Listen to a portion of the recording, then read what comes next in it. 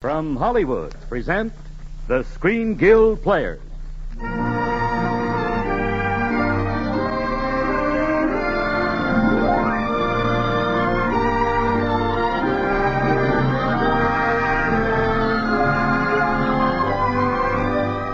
Our stars, Myrna Loy, Frederick March, and Teresa Wright.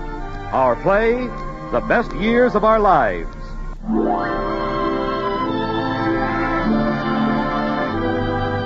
And now, with great pride, present the Screen Guild Players in the picture that won 9 Academy Awards this past year. Samuel Goldwyn's memorable story, The Best Years of Our Lives, starring Frederick March, Myrna Loy, and Teresa Wright as Al and Millie Stevenson and their daughter Peggy, the roles they portrayed so brilliantly in the screen, with George Beban as Fred. The Screen Guild Players in The Best Years of Our Lives.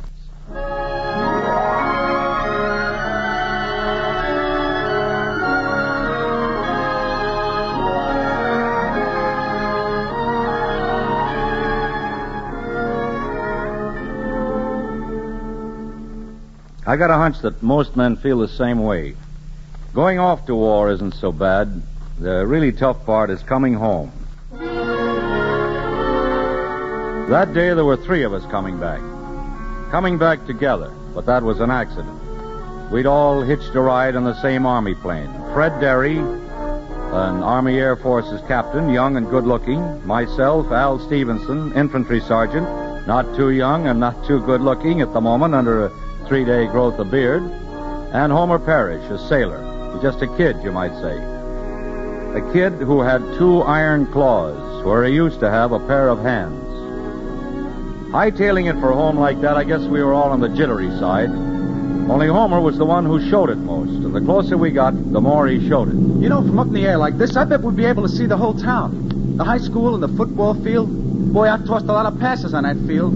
And the city hall and the parking. Hey, we might even see Butcher's place. You fellas ever been in Butcher's place? No, Afraid not. Well, Butch Henkel that runs it, he's my uncle. Well, maybe it looks just like a dump, but honest, it's the best joint in town. Good food, good drinks, and... Say, why don't we stop off there for a drink? Not today. Some other time. We'll get together there soon. Well, I just thought... Hey, kid.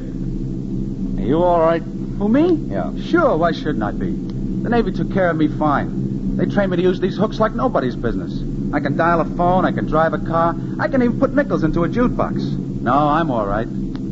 Except what, sailor? Well, you see, I've got a girl. Her name is Wilma. She lives next door. I'll bet Wilma's a swell girl. She is. And it'll be okay, Homer. You wait and see. Yeah, wait and see. But Wilma's only a kid. She's never seen anything like these hooks. You know, riding in these planes makes you kind of sleepy. I think I'll go back and take a nap. I'll see you later, fellas.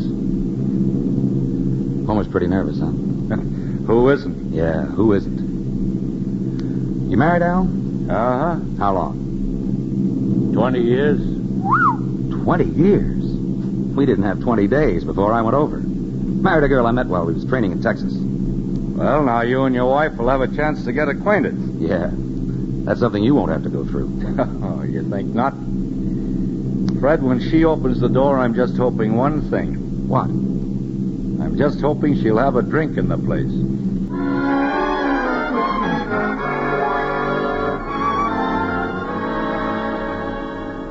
Well, I can't stand here all day, I guess.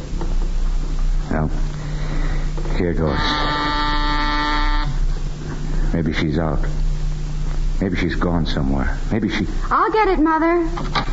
Yes, did you... Dad! Oh, it couldn't be. Shh. Where's Mom? The living room. Peggy, who's at the door? Peggy, I thought... Al. Millie. Al, I look terrible. Who says so?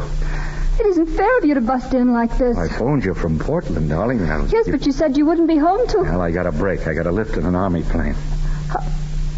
Are you all right, Al? Sure. Are you all right? Of course. Well, if you're both all right, I'll close the door. Silly, wasn't it? Yeah. Stand here like this. Millie. I'd better go and draw your bath.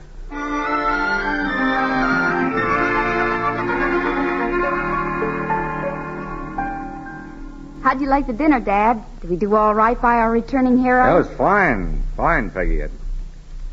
Millie, didn't you think it was good? Oh, yes, very good. And this coffee. It's wonderful. Then with that off my conscience, I'll get back to the kitchen and finish the dishes. Well, where's the maid? Is her night out? Our maid took a night out 3 years ago, and we haven't seen her since. You tell him, Mom. I'm too busy. What do you think of her, Al? Peggy? I don't recognize her. She's grown so old. I tried to stop her, to keep her just the way she was when you left, but she got away from me. I guess she has a lot of boyfriends, huh? She's very popular. Have you told her any of the things she ought to know? Things she ought to know? She worked for 2 years in a hospital. She knows more than you or I ever will. Oh. Want more coffee, Millie? Don't you remember, dear? I don't drink coffee. Oh, yeah. I'm sorry. It's all right, darling. It's terrifying. Pacing won't help. Why don't you... I'm perfectly relaxed standing up.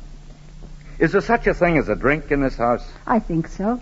Right here in the... Wait a minute. Wait. I got a great idea. Hey, Peggy, come in here. What's up, Dad? We're going out in the town, the three of us. Not me. I'm going to bed. No, Peggy, you two, the three of us. Then I needn't bother opening this. Wait, don't put that bottle away. Have to start somewhere. Why not here?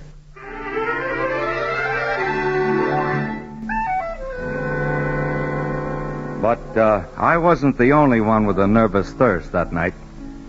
I guess it must have been about a dozen drinks later. Yes, sir, Captain. What'll it be? Bourbon, water on the side. Right. Hey, Cap, Fred! Homer! So you took my advice, huh? You came to Butcher's place. I had a hunch you might turn up here and... Hey, wait a minute. Why aren't you home? Why aren't you with your folks and Wilma? Ah, they got me nervous. They just keep staring at these hooks. Or else they keep staring away from them. Let's have a drink, huh? Not a bad idea. You know, Fred, all we need now is Al. Al? Say, I dropped him at the swankiest apartment house in town. You know what he is? A banker. We'll never see him again.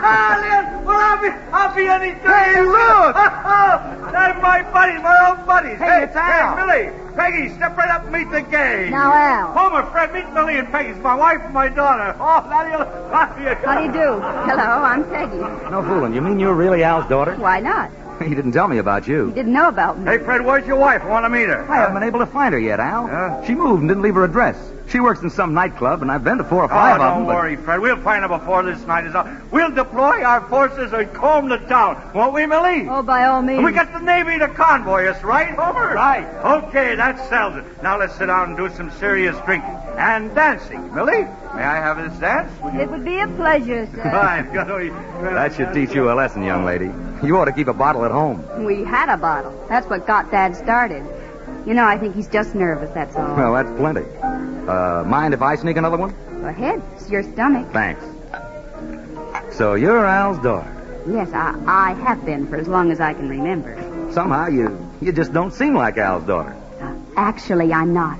He's my son by a previous marriage. I won't tell a soul. Fred, Huh? What's on your mind, Peggy? it's after 2. Why don't you go and call your wife? I don't know the number. She isn't in the phone book, so I Phone can't... book? We don't need any phone book. We're all set. Hey, Millie, let's sit down and have a drink, huh? Come on. Darling, remember you said just one more. And I meant it, too. Just one more, Millie. That's all you're going to get. Captain, my compliments to you, sir. Shall we fly? Shall we take... Oh, Hey, he passed out. You know what? He's drunk. Come on, let's get him up and let's... Peggy, you know what? What, Mom? He's drunk, too.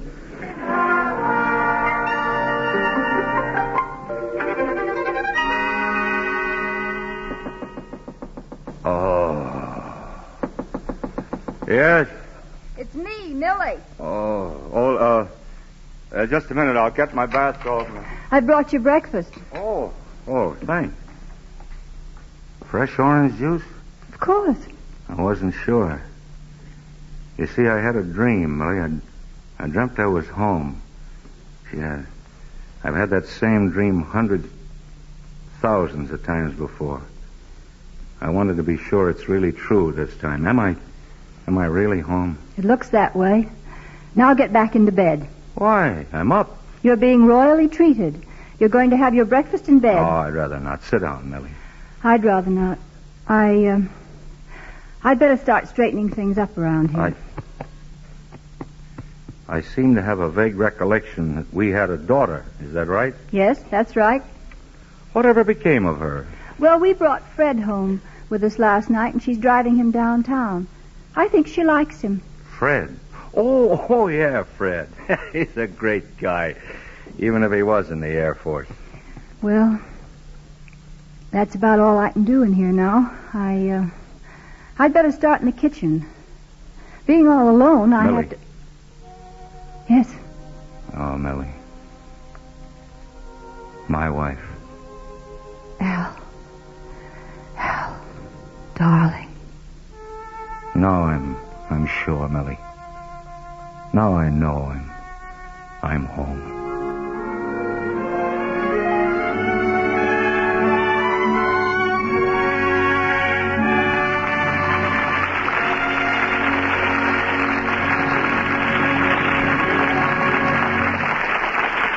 In just a moment, you will hear Teresa Wright, Frederick March, and Myrna Loy in Act Two of The Best Years of Our Lives.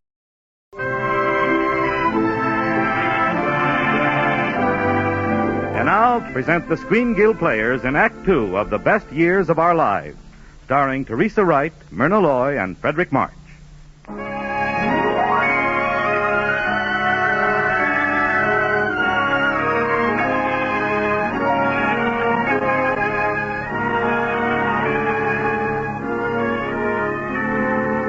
I should have thought more about it, perhaps.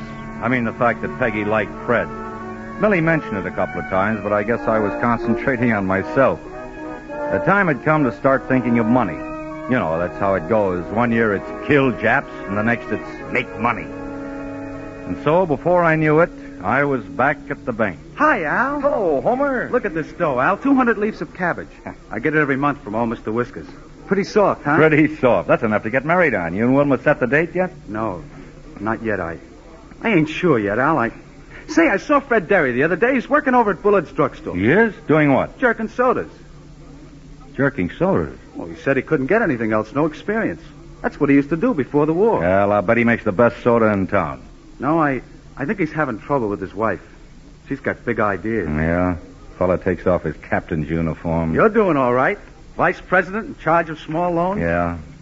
Yeah, with special attention to ex-servicemen. But they're a great bunch, Homer. They want to do things and build things. There's only one trouble with them. What's that, Al?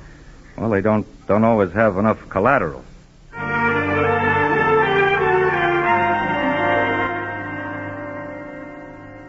You wanted to see me, Mr. Milton? Yes, Al. Sit down. Al, I want you to understand that I'm speaking now not merely as the head of this bank, your employer, but as your friend. You know how I've always felt about you. Why, I picked you personally for the job you're doing. And I know you'll make good, but, well, you handle this loan to John Novak. That's right. I approved that loan, Mr. Milton. May I ask, Al, on what basis? The basis of my own judgment. Novak looked to me like a good bet. Al, that's an important point in granting a loan, character. But without collateral, without security? Security and collateral. Mr. Milton, in the Army, I've had to be with men when they were stripped of everything but what they carried around with them and inside them. You got so you could tell which ones you could count on. And I tell you, this Novak is okay. His collateral is in his heart and his hands and his guts. It's in his rights as a citizen. No one's denying him his rights. Sure we are. If we deny him the chance to work his own way, that's... Now, Al, we have every desire to extend a helping hand to returning veterans wherever possible. And we have helped a great many. But we must all remember that this is not our money we're doling out. It belongs to our depositors, and we can't gamble with it. You understand that, Al? Yes, sir. Yes, I understand, Mr. Milton. In the future, I must exercise more caution. Precisely. Now it's getting late. You'd better run along home and get dressed for the big affair tonight. I'll meet you there, Al. 7:30, the Union Club.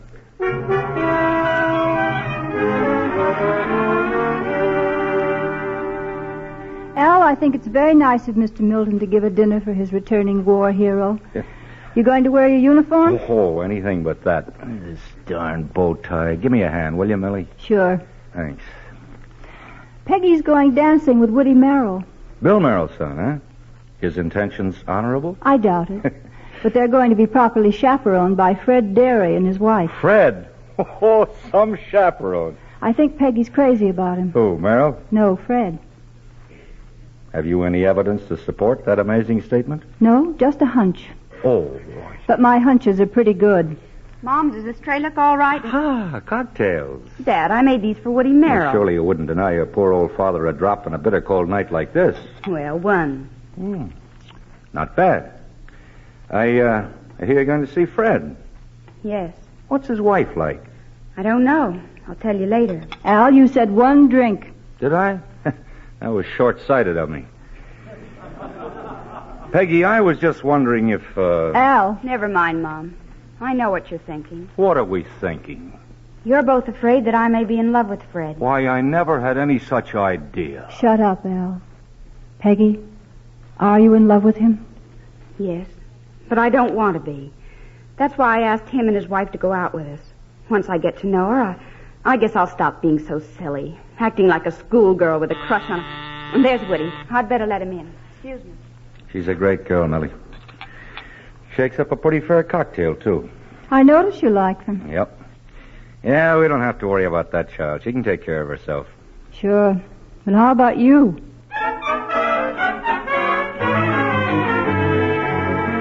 And it is therefore peculiarly appropriate that we gather here tonight to honor one who has gallantly fought for our freedom. Ladies and gentlemen, we greet our friend, our co-worker, and our hero, Al Stevenson. Al, stop applauding. That's you. Oh, yeah. Ladies and gentlemen, I'm very happy to be here. In fact, I'm very happy to be anywhere. In fact, I'm very happy. I would like to begin by telling a humorous anecdote. I know several humorous anecdotes, but I can't think of any way to clean them up. I am glad to see you all pulled through the war so well. As Mr. Milton so perfectly expressed it just now, our country stands where it stands today, wherever that is. And I'm sure I could sum it all up in one word. No, my wife doesn't think I'd better sum it up in one word. But I want to tell you that the reason for my success as a sergeant was due primarily to my training in the Corn Belt Loan and Trust Company. For instance, one day on Okinawa, a major comes up to me and he says, "Stevenson, you see that hill?" "Yes, sir," I said. "I see it." "All right," he said, "you and your platoon will attack said hill and take it." So I said to the major, "But that operation will involve considerable risk. We haven't sufficient collateral." "I'm aware of that," said the major, "but the fact remains there's the hill and you're the guys who are going to take it." So I said, "I'm sorry, Major, no collateral, no hill." And so we didn't take the hill and we lost the war. Now, I think that little story has considerable significance, but I've forgotten at the moment what it is. And finally, let me assure you that any opinions expressed here do not necessarily reflect the views of the Corn Belt National Bank. I thank you. Al, you were great. I mean, really swell. Was I, Millie? Thanks.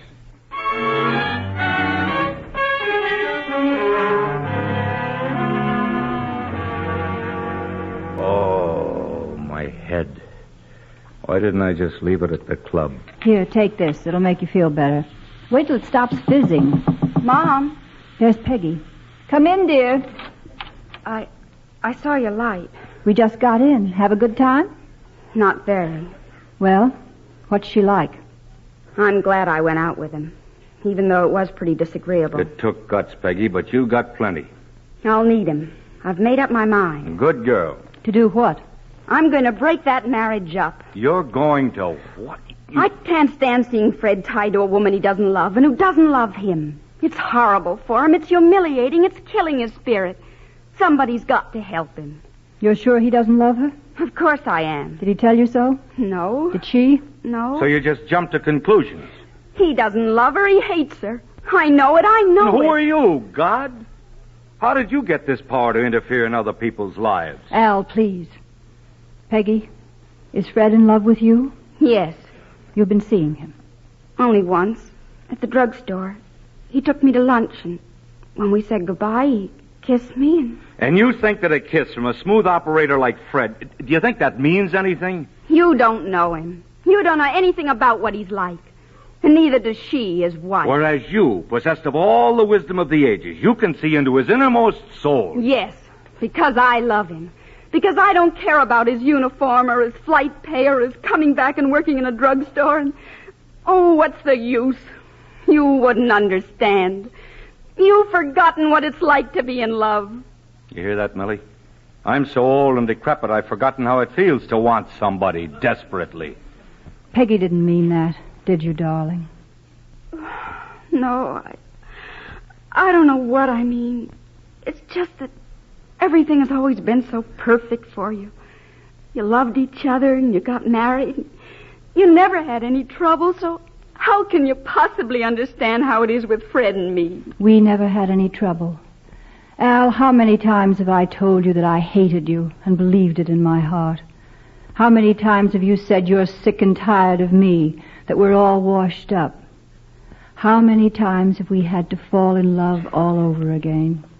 Oh, Mom. Peggy, darling. Oh, Mom, I'm so sorry. Never mind about that. We love you, darling. Remember that. No matter what happens, remember, we love you.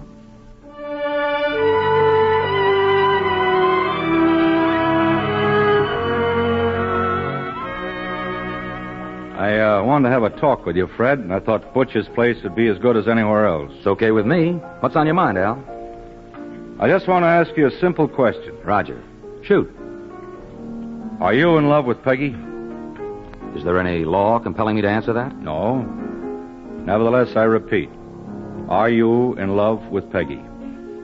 Yes. I thank you for a short and honest answer. You're welcome. Now, what do we take up next? Your wife. Just where does she fit in this romantic situation? Is that any of your business? That's what Peggy said. It's none of my business. Oh, so you've had her on the carpet, too? No. She volunteered some information. You see, we have a rather unusual relationship in our family. We tell each other things. I happen to be quite fond of Peggy, and And you don't want her to get mixed up with a heel like me. I haven't called you a heel. Yet. Okay, chum. What do we do? Step out and settle this thing in the alley? I wouldn't recommend that as a solution. I've learned a lot of tricks in fighting dirty. I might forget myself and break your neck. And I wouldn't like that. You see, Fred, I'm fond of you, too. Thanks. But I don't like the idea of you sneaking around corners, taking Peggy's love on a bootleg basis. And I'm giving you fair warning, I'm going to do everything I can to keep her away from you, to help her forget you. Unless you want to do that yourself. Okay, Al. I don't see Peggy anymore. I'll put that in the form of a guarantee. I won't see her anymore. I'll call her up and tell her so. That satisfy you? Yeah. Anything else on your mind? No. Okay, chum. So long. Oh, and here's a buck for the waiter. Drinks are on me.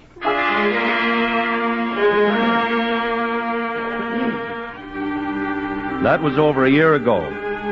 Peggy's never mentioned Fred since then, neither has Millie. Sometimes I almost wish they would. Homer's the only one who talks about Fred every time he comes into the bank. Seems that Fred's wife ran out on him, ran off with a guy that had more dough. They're divorced now, and Fred's got a new job. He's really heading somewhere, and he's a swell guy, that Fred. I only wish I knew some way to... Al, dear. Don't make a golf date for Saturday. Remember, Homer's getting married. You think I'd forget a thing like that? An old pal of mine getting hitched? Not a chance. I just thought I'd mention it. Al, I suppose that Fred will be there. Yeah? Be nice to see him again, won't it, Al? Yeah, sure. Al, why don't we bring him back here to dinner? Huh? Millie, would you please say that again? I said, why don't we bring him back here to dinner? Oh, Millie, darling, You're wonderful. Why? No reason. You're just wonderful, that's all. Let's have a drink. Now? Why not? The wedding won't be until Saturday.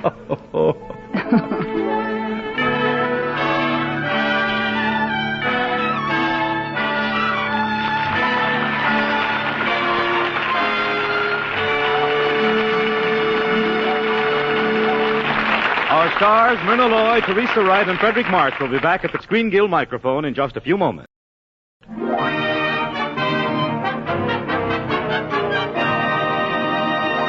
And now, our thanks to you, Frederick March, Myrna Loy, and Teresa Wright, for a deeply moving performance. Well, it was wonderful to be playing those scenes again with Teresa and Freddie. Yes, Myrna. And especially on this show that does so much to support the Motion Picture Relief Fund and its country house. Good night, everybody. The Best Years of Our Lives was directed by Bill Lawrence, adapted for radio by Harry Cronman, with music by Wilbur Hatch. This is Michael Roy in Hollywood saying good night, and this is CBS, the Columbia Broadcasting System.